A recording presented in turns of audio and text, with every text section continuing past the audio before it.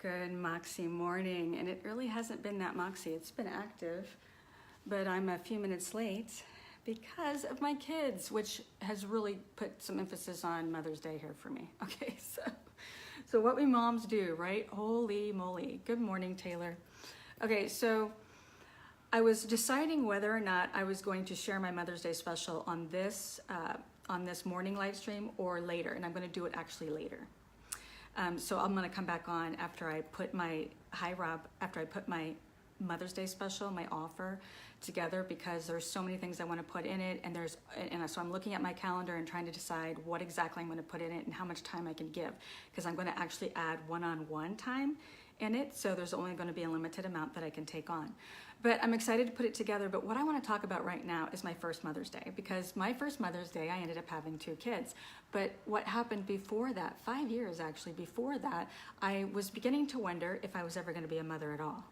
And so I was spending most of my time I tend to, when I want something, I figure it out. And I really wanted to be a mom. Like I've always wanted. I was the kind of kid that was always carrying a doll around when I was little. I was like one of those girls. And I always had a little doll, and I was always feeding the doll. And so that was my thing. So I always wanted to be a mom. So when I noticed that it wasn't happening, I ended up going to specialists. In fact, I don't know if any of you have ever heard of the first septuplets that were ever born in like the world. The first set of septuplets that were born in the world happened here, not very far from me, and it actually happened. Now, when I say the first set of septuplets, I mean the first set of septuplets that were born healthy. Okay, and they were born like here in town where I live, and they were going to a specialist that I actually was going to. So this was going down at the time that I was, wanting to have a child. And so as I was watching this unfold on a national level, I mean, they were on the front of Time magazine, and so it was a big deal. So we're talking about 7 kids that were born to this couple. In fact, it was gonna, they went from 1 child to 8. So they had 1 at home, but they were going to a fertility specialist. Dr. Young was her name. And so I was actually going to her as well. And interestingly enough, I remember feeling, as I was searching for the answer of what was wrong with me, I realized what I was searching for, or I had put myself into a category in my mind of feeling like I was infertile. We tend to do things like this where we'll put ourselves in a category. We'll give something like, okay, if we are creative or artistic, what do we do? Like, and we're all over the place, we're scattered. We tend to want to give it a name, like a disease, like ADD, or right, because that is what the pharmaceutical companies want us to believe. So disease, I've come to learn, is not necessarily, it's just a name that people gave something, but there are obviously a set of symptoms, right? So where am I going with that? Here's where I'm going with that. There was nothing wrong with me. I just needed to go about it differently. I needed to change my diet, for instance, and do some other things. But while I was going, nothing was working. So as I was going to these specialists, and they were suggesting in vitro, and they were suggesting all of these different methods, I got tired of it, and I had an epiphany, and I decided to go about it differently, and I hope that I decided to go about it differently, and what I really did was I rewired my brain, and I switched up what I was doing. Instead of going for the specialists and going into the expensive specialists, we spent thousands, going to these expensive specialists to give me shots and increase my, all of those things, what I decided to do was change my mindset, and that's exactly what I did. So I literally did writing, I did change my diet, went more healthy, and all of that. And so within a short period of time, like in a month's time, so we're looking at 5 years going to specialists, getting nowhere, them not knowing why, to a month's time, me adopting a child and conceiving, just by stopping what I was doing going to the specialists. Isn't that interesting?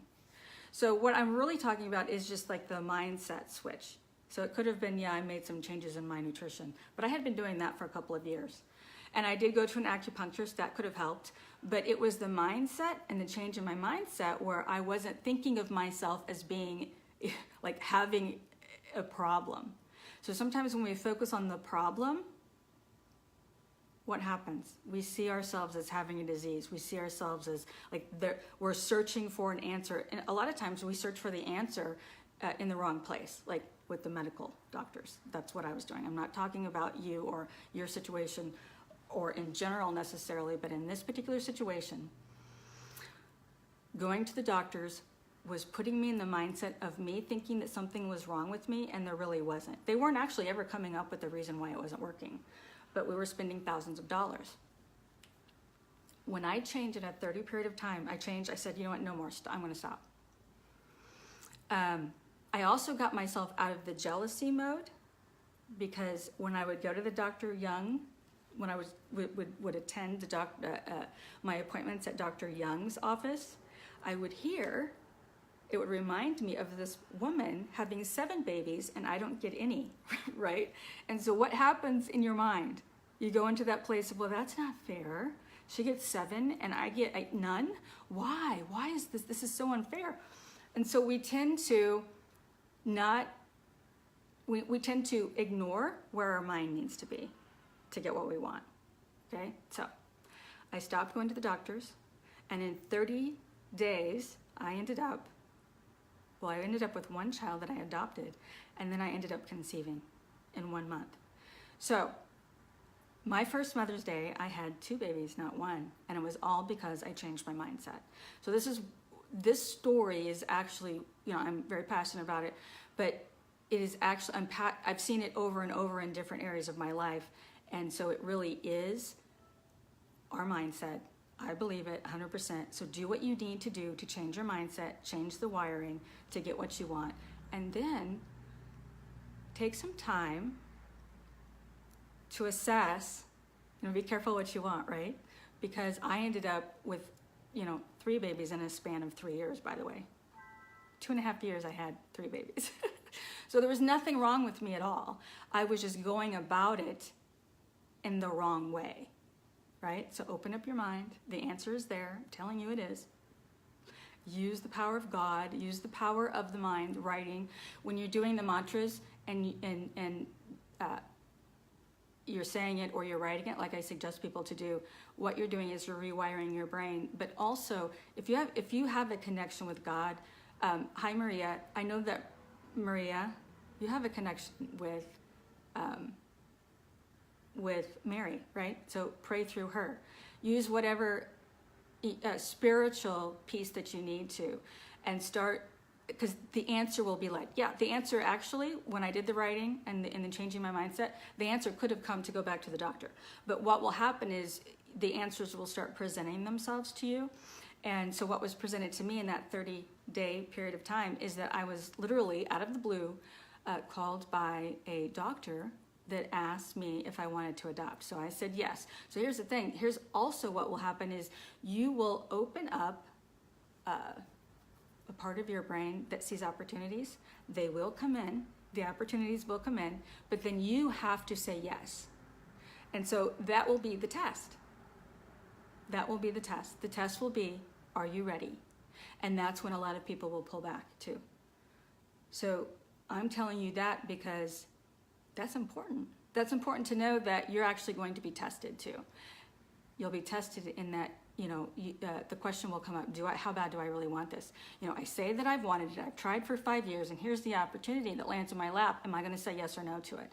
So I'm gonna suggest you really look at that and start saying yes, because we actually have created habits around saying no out of fear, and literally that has built sometimes over years, and we say no to everything and we don't even realize it. We're many times saying no to the very thing that we say that we want. So right, there's this misalignment. We say we want this, but then we say no to all the opportunities that fall in our lap to get it. Okay, because we're so sometimes hung up on how it's going to happen. So let go of the how it's going to happen and really ask yourself, if I need it to come to me this way, then that's not really wanting it that bad, right? So really look at that. Look at how you think about receiving it. Okay, so there's the receiving part. And then ask yourself why. Like, why do I need it to happen this way? the answer will actually reveal itself. And it usually, the answer is pride. Like, am I being too proud? Am I needing it? Am I being a control freak? Because really, God is in control, right? We have these desires, that's natural. So if we really are going after something, whether it be our business to be successful, whether it be clients, whether it be, so, and the opportunity presents itself,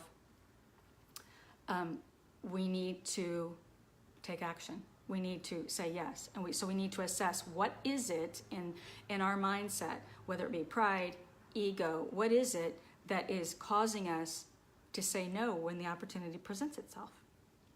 Okay? Ask yourself, am I really in alignment? Am I doing and saying the things to help bring whatever it is in that I want? And then am I pushing it away when it presents itself out of fear? Like, are you pushing it away once it presents itself? So, got the call from the doctor, would you like to, and this is, 19 years ago, almost 19 years ago. Would you like to adopt? Yes, I said yes. Was not on a list, okay? So what did I do? I said, yes, I do. See, I had prepared myself for this too, but I immediately went into, I don't know how this is gonna happen though. I don't know how this is gonna happen because we would have to talk him into it, meaning my husband at the time. I would have to do all of these things, so I couldn't see it happening. That is the part of us that wants to be a control freak. Sorry about that. If we are used to being in control of things, feeling like we need to be in control of things, which a lot of us are this way, okay? That is not letting things happen. Many times, it's really not. It's us being in a mode of making things happen. And a lot of times, if we're in the mode of we've got to make things happen, and I'm all about taking action, and that's what Moxie is to me. Moxie is faith in action. It's like taking action, and having enough faith to know that you're not going to have all the answers, but starting to take steps. Okay, so it's also in surrender. Like, it's also in surrender. Because some of us have a habit, a very bad habit, of wanting to control how everything is going to happen. And that is not in alignment with letting it happen, right? It's actually many times preventing it from happening. Many times it's preventing it from happening. So we're not always in control of how it's going to happen. So let go of the how and ask yourself, okay, so if how it's going to happen is more important than it happening, is that ego? Is that my ego that's trying to be in control because I've always needed to be in control? And then ask yourself, why do you feel like you need to be in control of how it happens? Okay, and a lot of times it's an ego thing. Many, many, many times it's an ego thing. So that's called self-awareness. Be self-aware of how you're going about getting what you want, the steps that you're taking. Okay, so getting back to the septuplets that were born here in the Des Moines area. I was going to that doctor, stopped, 30 days. This all happened when I changed everything that I was doing and did everything drastically different so that I let it happen. Did I still take action? Yes. I took action in a different way. I did the writing, I did the praying, and I said, show me the baby. Show me the baby. I'm done with the working hard and trying to figure it all out. Because a lot of times,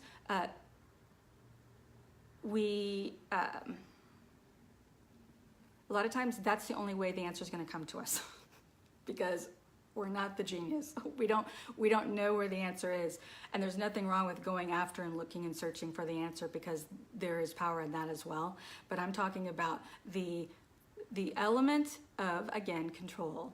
Like, do I need it to happen this way? Do I need to have biological children? The answer was no. No.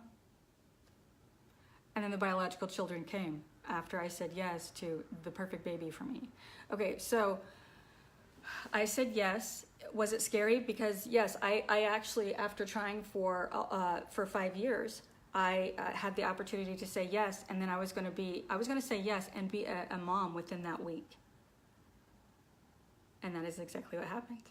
I said yes, but it was like, oh my God, like, like, right, this feeling of, am I ready for this? Am I ready? Now that feeling I didn't have that feeling of, am I ready for this? What I was trying to do was manipulate, like the first things that were coming up for me is, how am I going to make this happen? How am I going to make this happen? And some of the things that came out of my mouth, I went right back into that place of trying to make it happen. Oh, well, I need an attorney. I need to do this. I need to do this. And he says, done, taken care of. The attorney will meet you at the hospital, but you need to get to the hospital like now. And I'm just like, wait, what? Like, because we are so used to, especially for control freaks, if we are so used to manipulating and controlling and making things happen all the time, then we will actually, we will see it so refreshing when things are easy for us, the way it's supposed to be, many times. We will see it so refreshing and so out of what we're used to, and that we won't even recognize it. We won't even sometimes recognize that, you know what, most of the time, things are supposed to be easy. So when I was asked to just show up at the hospital, and I better get there soon, and that everything had been taken care of for me, I wasn't used to that. Like, what do you mean? I had to have him explain that to me. Like, what do you mean it's all been taken care of? Well, the attorney is there. I called an attorney. The attorney will meet you there. We will start the process with the adoption investigator. We will do all that. And I was just like, I was trying to process this, because I have always been the type that has always had to make things happen, and will sometimes, even in trying really hard to make something happen, will sabotage myself, right? Because of the control freak in us, right? We all have it. Some of us are like over the top with it. Okay, so a lot of times we got to surrender. Surrender is really important. So there's got to be a blend of action and surrender, action and surrender, facing our fears. There's a lot to it, but really when it happens, it's like, oh my gosh, that's embarrassing. It was so easy. It was so easy. And so the praying, the writing, getting yourself in the right mindset, expecting positive results instead of expecting everything to go wrong. You know, catch yourself also. This is interesting, and I think we've all done it. Some won't admit, you know, we try to it's hard to admit, but we have bad thoughts, right? We have kind of crazy bad thoughts. How many times have you caught yourself thinking, oh my God, there's going to be an accident, and with that accident, you actually see it, visualize it. Why? Why do we do this? So we are creating at all times, okay? So are you creating an accident?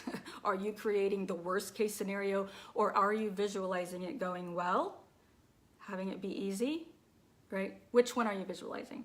Catch yourself throughout the day, and then cut off any negative outcomes that you think are going to happen. I mean, sometimes these negative things, it's so habitual that we will actually say it out loud. Have you ever caught yourself saying, watch, now this is going to happen. Watch, now he won't show up for the appointment. Now watch, this will happen. Okay, I've actually lived like that probably half of my life. Okay, so it was a really hard habit to break. And so every once in a while I still will catch myself something like that, whether I'm thinking it or saying it, and I have to shut it off. So watch what you're saying to yourself, watch what you're saying out loud, watch the movies in your head. Okay, are they negative, are they positive? Are they seeing what you want or seeing what you don't want? Because that is what you're creating, okay? And expect it.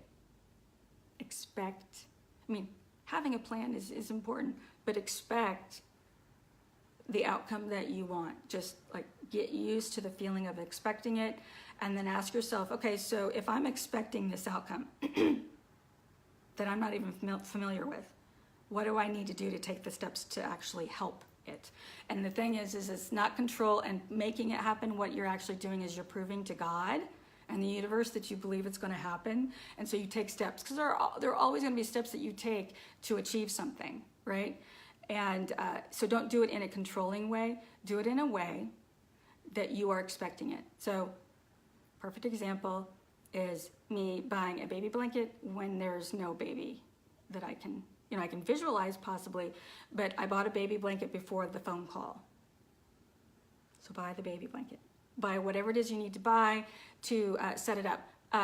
There's power in Feng Shui too. I believe in that, and I've read about it, and it reminds me a lot of what I'm trying to say here with energy. Okay, so if you are wanting something and you haven't opened up space for it, you haven't aligned things, if you haven't opened up space to receive it, I want you to think about, what do I need to do to open up space? Open up space in your calendar, open up space in your house, in your office, open up space, meaning, that could be meaning letting certain clients go, to let in the clients that you want.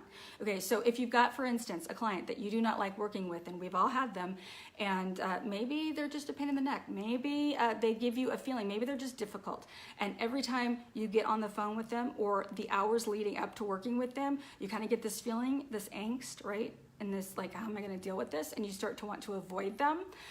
Those are bad feelings, right? It's also an indication that you either need to switch things up in how you work with them, or you need to let them go. Okay, and that again is surrendering, and that's faith in action. I'm surrendering, and I'm now letting the clients in that I want. Okay, sometimes it's a method of business, or the way that we're doing a business, whether you want to start working with groups to free up more of your time, whether you, like High Ticket Mastery is a group program, it's freed up a lot of my time because I can work with more than one. Okay, so that is a transition. That is going from working one-on-one with a lot of clients, which, by the way, there's power in that, because that's high end. You can, work high ticket, or that you can make more money and fund your business. But when you transition from that to group, you've got to plan out and situate things differently, which means you've got to let go of some ideas that you've had that weren't working. And sometimes that's difficult because of the whole control mindset and not being able to see it. So remember what I said. I couldn't see this all happening easy, but that is exactly how it happened, okay? The easy part. Yes. So the easy part was just show up at the hospital and receive the child that you said that you wanted. Like, I couldn't even, like, it took me a while, again, it took me about an hour to let that in and process it. Is this really happening? Like, is this how it works? Because I didn't know things actually happened like this, like, right? And sometimes, many times, actually, that is how life is supposed to work, and we're fighting it, right? We're fighting it. So, this call has been about letting things in, surrender, and when you let it in, okay, and when you get the mindset right and the actions right, and you're not trying to control, and you're letting things happen, and you're visualizing what you want and expecting things to happen, and you're taking the right actions to let it in, okay, like expectations, creating the space for it, it will happen, and you'll have to create a habit around doing that, because it's all habit. A habit of doing what I just said, to let more of it in, and to stay in that place, the Moxie zone, to stay in that place of receiving, doing and receiving, and not doing it in a way that you're controlling. I hope this helped. I'm going to come back this afternoon, and I have a Mother's Day special that I would like to offer, and I'm adding a bonus in. Okay, and the bonus is going to be one-on-one with me, because a lot of people need that. If you've done a group program to get your business or your life in the right, if you've done this before and working in a group has not worked for you, you might need one-on-one. So you might be interested in hearing the special that I have that will actually add some elements of that one-on-one. Okay. People love one-on-one, by the way. If you have a business and you don't have a Mother's Day special running, you should. You probably should. You need to think about that, because it really lets new business in.